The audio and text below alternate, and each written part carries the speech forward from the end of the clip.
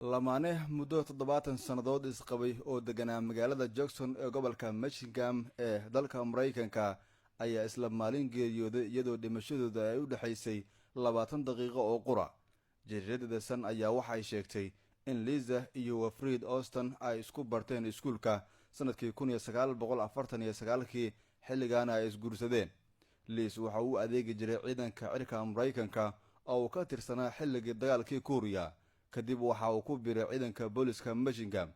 Hawayadiisu waxaa ka mid ahaa in uu guriga iyo beertiisa ka shaqeeyo isla markaana uu si gaar ah u ururiyo wax walba oo ku saabsan actorka John Lee oo uu aad u jeclaa.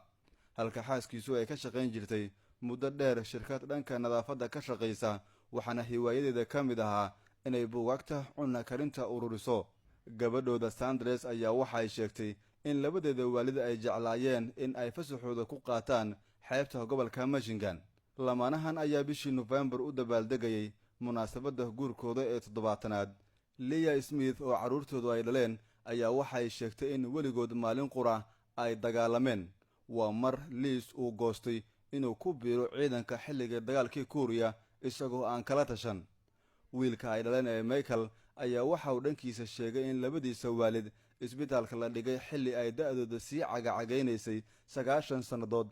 Maalintii 6 December isla maalintii xigtay ayay geeriyoodeen iyadoo 20 daqiiqo oo qura ay kala dambeeyeen. waxaana intaasi sii raaciyay xitaa dhimashadoodu romantic ayay ahayd.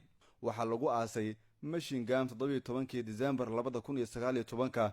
munaasabadda aaskooda waxaa ka soo qayb galay 2 qof oo ay dhaleen, 4 qof oo ka faracmay iyo 8 ruux oo ka sii faracmay oo ay macooyo u yihiin.